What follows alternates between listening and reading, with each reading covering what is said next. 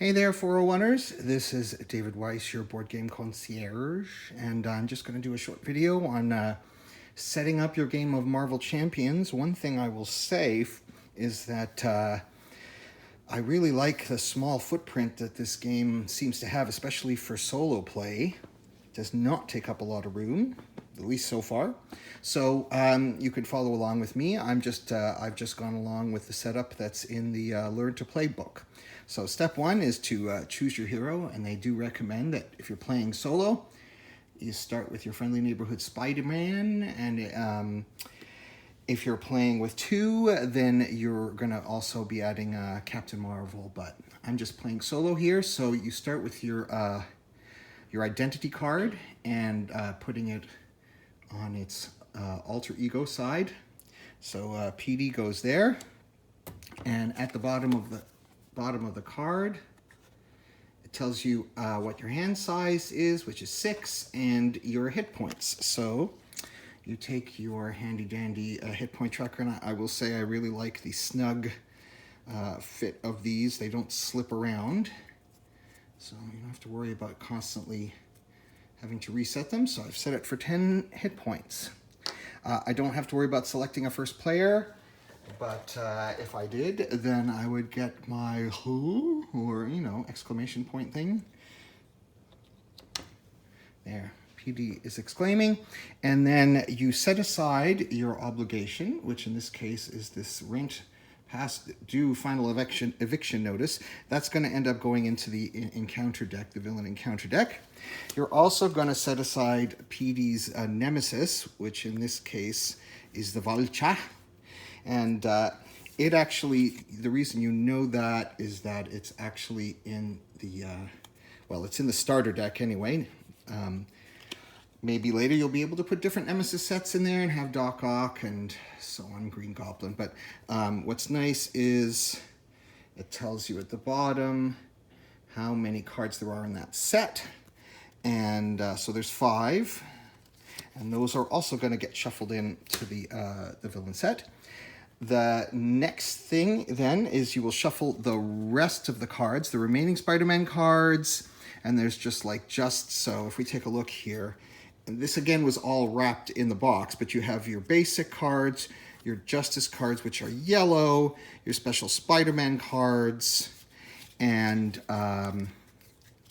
so after a while, you'll be, you can do some deck building, but do some shuffling there. I've set aside the tokens here: stunned, confused, and tough, and then damaged, markers, threat, and miscellaneous, what they call they're called all-purpose counters. And then they don't mention these. These are at least not in the setup, but these are accelerator tokens. I don't know what they do, but they look cool, so I'm putting them there. Then we set up the villain deck. So again, that comes pre-wrapped. So in this case, it's the Rhino. And we start by putting, you start by putting the main scheme deck into play, which in this case is the break-in. And it tells you what the contents are. And so we have the Rhino 1 and Rhino 2 cards. What's interesting is that it says that for expert mode, you use Rhino 2 and Rhino 3. Rhino 3 is not in the box, so I guess it's kind of like what Lord of the Rings would call the Nightmare set. The Rhino and standard encounter sets, and a modular encounter set, which is Bomb Scare, which again, you don't have to worry about because it is all in the pre-wrapped thing. And then you turn it over, and you've got the actual scheme. The break-in. Rhino is trying to smash through the facility wall and steal a shipment of vibranium. You must stop him. If this stage is completed, the players lose the game. So this is a quite simple scheme. So we've got that. Again, you would put together the deck as listed and shuffle it all together.